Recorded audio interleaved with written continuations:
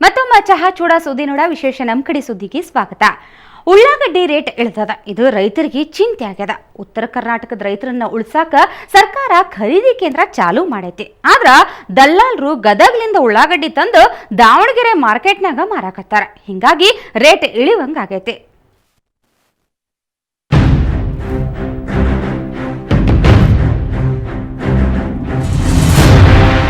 ಉಳ್ಳಾಗಡ್ಡಿಗ ಬೆಲಿ ಸಿಗ್ದ ಅಲ್ಲಲ್ಲೇ ಸುರ್ದಾರ. ಮೊಳಕಿ ಬಂದು ಮೂಟಿಗಳು ಕೊಳ್ಯಾಕತ್ತಾವ. ಮಾರಾಟ ಆಗ್ದ ಹಂಗ ಉಳ್ದ ಉಳ್ಳಾಗಡ್ಡಿ ನೋಡಿ ರೈತ ದಂಗಾ ಕುಂತಾನ.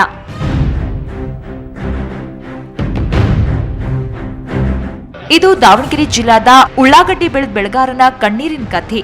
ಉತ್ತರ ಕರ್ನಾಟಕದ ರೈತರ ಬೆಳೆ ಉಳ್ಸಾಕ ಸರ್ಕಾರ ಬೆಂಬಲ ಬೆಲೆ ಯೋಜನೆದಾಗ ಉಳ್ಳಾಗಡ್ಡಿ ಖರೀದಿ ಮಾಡಾಕತ್ಯದ. ಆದ್ರ ದಲ್ಲಾಲ್ರು ಗದಗ್ ಹುಬ್ಳಿಯಿಂದ ಚಲೋ ಇಲ್ದ ಉಳ್ಳಾಗಡ್ಡಿನ ಕಂಬೆಲಿಗೆ 60 ಟನ್ ಖರೀದಿ ಮಾಡಿ ಮಾರ್ಕೆಟಿಗೆ ತಂದಾರ. ಹಿಂಗ್ ಮಾಡಿ ಉಳ್ಳಾಗಡ್ಡಿ ಬೆಲೆ ಕಮ್ಮಿ ಆಗುವಂಗ್ ಮಾಡ್ಯಾರ. ಆ ನೀರುಳ್ಳಿ ಏನಾಗಿದೆ ಅಂದ್ರೆ ಕ್ವಾಲಿಟಿ ಇಲ್ಲ ಮೇಲೆ ಯಾವ ತಗೊಂಡಿದ್ದು ಇಟ್ಟಿದ್ರು ಅವೆಲ್ಲ ಮೊಳಕೆ ಬಂದು ಕೊಳ್ತೋಗಿದಾವೆ. ಆ ನೀರುಳ್ಳಿ ಸಡನ್ ಮತ್ತೆ ಶೀತಕ್ಕೆ ಎಲ್ಲ ಗಾಳಿ ಮೊಳಕೆ ಬರ್ತದೆ. ಆ ನೀರುಳ್ಳಿ ಬಂದಿಲ್ಲ, ಮಾರ್ಕೆಟ್ ಇನ್ನೂ ಡೌನ್ ಮಾಡಿದೆ. ಆ ಡೌನ್ ಮಾಡಿದ್ರೆ ನಮ್ಮ ಸುತ್ತಮುತ್ತಲ ರೈತರಿಗೆ ಅವು ಬಂದಿದ್ದಕ್ಕೆ ಬಹಳ ತೊಂದರೆ ಆಗ್ತಾ ಇದೆ. ದಲ್ಲಾಲ್ರಿ ನಾಟಕಲಿಂದ ಅಲ್ಲಿನ ಉಳ್ಳಾಗಡ್ಡಿ ಬೆಳೆದವ್ರ ಕಣ್ಣಾಗ ನೀರ್ ಬರಾಕತ್ತದ. ಉಳ್ಳಾಗಡ್ಡಿನ ಇಟ್ಕೊಳಕ್ ಆಗ್ದ, ದಾಸ್ತಾನ್ ಇಡೋಕು ಆಗ್ದ ಪರದಾಡುವಂಗಾಗೈತಿ. ಗತಿಂಗ್ ಮಾಡ್ಕೊಂಡ್ರಿ ನಮ್ಮ ಕಡೆ ಮಾಲ್ ಹಾಕೊಂಡೇ ಬರ್ದವ್ರು ದಾವಣಗೆರೆ ಡಿಸ್ಟಿಕ್. ನಾವು ಈಗ ಆ ಮಾಲ್ ಬರಕ್ಕೆ ಇವತ್ತು ನಮ್ಮದೆಲ್ಲ ರೈತರೆಲ್ಲ ಹಾಳಾಗ್ಬಿಟ್ಟಿದ್ರು. ಎಲ್ಲ ಬಿಟ್ಟು ಅವ್ರು ಹೆಂಗ್ ರೇಟ್ ಕೊಟ್ಟು ಕೊಂಡ್ಕೊಂಡಾರ 700 ಹಂಗ ಕೊಂಡ್ಕೊಂಡಾರ ಗೌರ್ಮೆಂಟ್. ನಮ್ಮ ಇಲ್ಲಿ 500, 400, 300, 100, 60 ತನ ಆಗಿದ್ರು. ನಿನ್ನೆ ಮಾರ್ಕೊಂಡು ಹೋಗಿರೋ ಬೆಲೆ ಇವತ್ತು ಸಿಗ್ತಾ ಇಲ್ಲ. 100 ರೂಪಾಯಿ ಪ್ಯಾಕೆಟ್ ನಾನು ಕೊಡ್ತಾ ಇದ್ದೀನಿ. ಹಂಗಾಗಿ ನಾವು ಅದ್ರ ಕೂಲಿ ಏನು, ಅದ್ರ ಹಾಕಿ ಬಂದಿರೋ ಬಾಡಿಗೆ ಏನೋ ಲಾರಿದು ಇದೆಲ್ಲ ಸರ್ಕಾರ ನಮಗೆ ಏನನ್ನ ಸ್ವಲ್ಪ ರೈತರನ್ನ ನೋಡ್ಬೇಕಲ್ಲ, ಎಲ್ಲರನ್ನೂ ಒಂದೇ ರೀತಿ ನಾವು ಕಾಣಬೇಕಲ್ಲ. ಈಗ ಗದಗ ಡಿಸ್ಟಿಕ್ ರೈತರು ಮಾಲ್ ಖರೀದಿ ಕೇಂದ್ರ ಮಾಡಿರಲ್ಲ, ಹಂಗ ದಾವಣಗೆರೆ ಡಿಸ್ಟಿಕ್ ರೈತರಿಗೆ ಖರೀದಿ ಕೇಂದ್ರ ಮಾಡಿ ನಮ್ಮನ್ನ ಸ್ವಲ್ಪ ರೈತರನ್ನ ನೋಡ್ಬೇಕಲ್ಲ. ಒಂದ್ ಕಣ್ಣಿಗೆ ಬೆಣ್ಣಿ ಇನ್ನೊಂದ್ ಕಣ್ಣಿಗೆ ಸುಣ್ಣ ಅಂತಾರಲ್ಲ, ಇದ್ಕ ಇರ್ಬೇಕ. ದಲ್ಲಾಳ್ರ ದರ್ಬಾರ್ಗೆ ಜಿಲ್ಲಾಡಳಿತ ನಿಯಂತ್ರಣ ಹಾಕುವಲ್ದ. ಅದ ಇಷ್ಟೊಂದು ರಾದ್ಧಾಂತ ಆಗೋಕ ಕಾರಣ ಆಗೈತಿ. ಇನ್ನಾರ ಈ ಕಡೆ ನೋಡಿ ಜಿಲ್ಲಾದ ರೈತರನ್ನ ಉಳಿಸೋ ಪ್ರಯತ್ನ ನಡಿಬೇಕಾಗೈತಿ. ರಾಜಪ್ಪ ಸುತ್ತೂರ್, ಸುವರ್ಣ ಸುದ್ದಿವಾಹಿನಿ, ದಾವಣಗೆರೆ. ಇವತ್ತ ಬೆಳಗಾವಿ ಜಿಲ್ಲಾ ಪಂಚಾಯಿತಿ ಸಭೆ ನಡೀತು. ಜಿಲ್ಲಾದಾಗ ಬರಗಾಲದ ಬಗ್ಗೆ ಏನೇನು ಮುಂಜಾಗ್ರತಾ ಕ್ರಮಗಳನ್ನು ಕೈಗೊಳ್ಳಬೇಕು ಅನ್ನೋದ್ರ ಬಗ್ಗೆ ಚರ್ಚೆ ನಡೀತು. ಯೋಜನೆಗಳನ್ನ ಅನುಷ್ಠಾನ ಮಾಡಿದ್ರ ಬಗ್ಗೆ ಸದಸ್ಯರ ಗಮನಕ್ಕೆ ತರದಿರುವ ಬಗ್ಗೆ ಸದಸ್ಯರು ಬಹಳ ಬೇಜಾರು ಮಾಡ್ಕೊಂಡ್ರು. ಇದರ ಜೊತೆಗೆ ಜಿಲ್ಲಾದಾಗ ಕಳ್ಳಭಟ್ಟಿ ಬಹಳ ಆಗೈತಿ. ಹಿಂಗಿರುವಾಗ ಇಲಾಖೆಗಳು ಸುಮ್ಮನೆ ಕುಂದರಬಾರದು ಅನ್ನೋ ಮಾತುಗಳು ಕೇಳಿಬಂದು. ಕಳ್ಳಭಟ್ಟಿ ಕುಡಿದು ಸತ್ ಹೋದ ರೈತನಿಗೆ ಪರಿಹಾರ ಕೊಡ್ಬೇಕನ್ನೋದು ಸಭೆಯೊಳಗ ಎಲ್ಲರ ಮಾತಾಗಿತ್ತು. ಇದಕ್ಕೆ ಸದಸ್ಯರೆಲ್ಲ ಒಪ್ಪಿಗೆ ಕೊಟ್ಟಾರ. ಸಂಜೆ ಮಠ ನಡೆದ ಸಭೆಯಾಗ ಬರೇ ಚರ್ಚೆನ ನಡೀತು. ಆದ್ರ ಯಾವುದೂ ಕ್ರಮನೇ ಕೈಗೊಳ್ಳಿಲ್ಲ. ಸಭೆಯೊಳಗ ಬಹಳ ಅಧಿಕಾರಿಗಳು ಬಂದೇ ಇರಲಿಲ್ಲ. ಇದ್ರ ನಡಬರ್ಕ ಒಬ್ಬ ರೈತ ಜಿಲ್ಲಾ ಪಂಚಾಯತಿ ಸಭೆಯೊಳಗೂ ಹೊಕ್ಕಿದ್ದು ಆಯ್ತು.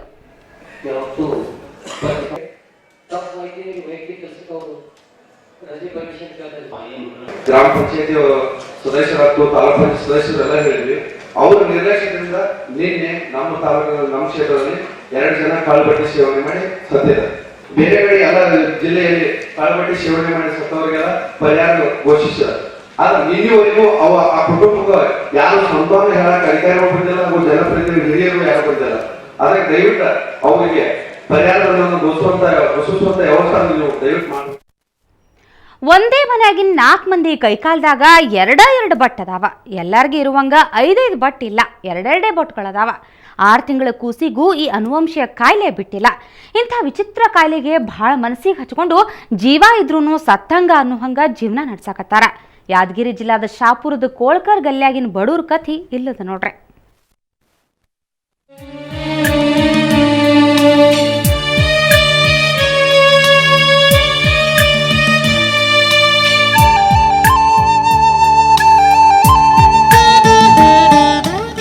ಇಲ್ಲಿ ನೋಡ್ರಿ, 5 ಬಟ್ ಬದಲು 2 ಬಟ್ಗಳವ.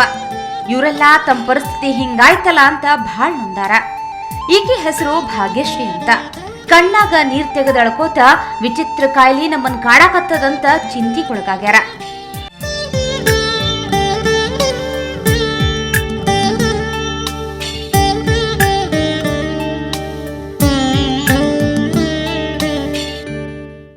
ದುರಂತ ಅಂದ್ರ ಈ ಮನ್ಯಾಗಿನ 4 ಮಂದಿಗೂ ಹಿಂಗೆ 2 ಬೊಟ್ಟದಾವ. 2 ಬಟ್ನಾಗಿನೇ ಗಂಗಾಳ್ನಾಗಿನ ಅನ್ನ ಉಣ್ಬೇಕಾಗೈತಿ. ಬಡೂರ್ ಗೋಳ್ ಕೇಳಿದ್ರ ಕರಳು ಚುರುಕ್ ಅಂತದ.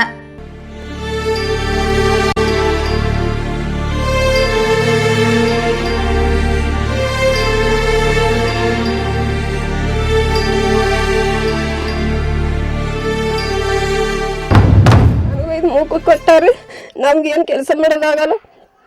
ನಮ್ಮ ಅಣ್ಣರೊಬ್ಬರ ದುಡಿತಾರ್ರಿ, ಅವರೊಬ್ಬರ ದುಡಿದಿದ್ದೆ ನಾವು ಊಟ ಮಾಡ್ಬೇಕ್ರಿ. ನಾವು ಏನೇನು ಕೆಲಸ ಮಾಡ್ಬೇಕಂದ್ರೆ ಯಾರು ಕರ್ಕೊಳ್ರಿ ನಮಗೆ. ಇಂಥ ವಿಚಿತ್ರ ರೋಗ ಇಟ್ಕೊಂಡು ಕೂಲಿ ಕೆಲ್ಸಕ್ಕೆ ಹೋಗು ಇವ್ರಿಗೆ ಯಾರು ಕೆಲ್ಸಾನೂ ಕೊಡಂಗಿಲ್ಲಂತ. ಬಾಗಣ್ಣ ಮತ್ ಶಾರದಮ್ಮ ಅನ್ನೋರಿಗೆ ಹುಟ್ಟಿದ 5 ಮಕ್ಕಳದಾಗ ಸಿದ್ದರಾಮಪ್ಪ, ಭಾಗ್ಯಶ್ರೀ ಮತ್ತ ತಿಮ್ಮಪ್ಪಗ ಹಿಂಗ 2 ಬೋಟ್ಗಳದಾವ. ಇನ್ನ ಇಬ್ರು ಶರವಣ್ಣ ಮತ್ತ ಭಾಗಮ್ಮಗ ಇಂಥ ರೋಗ ಇಲ್ಲ. ಭಾಗ್ಯಶ್ರೀ ಜೊತೆ ಲಗ್ನ ಆಗ್ಲಿಕ್ಕ ಯಾರು ಬರ್ಲಿಲ್ಲ. ಅದಕ್ಕ ಮೂಕನ್ ಜೊತೆ ಲಗ್ನ ಮಾಡಿದ್ರಂತ. ತಮ್ಮ ಮನಿ ಗೋಳು ಹೆಂಗಾಯ್ತಲ್ಲ ಅಂತ ಮನಿ ಯಜಮಾನಿ ಶಾರದಮ್ಮ ಕಣ್ಣಾಗ ನೀರ್ ಹಾಕ್ತಾರ.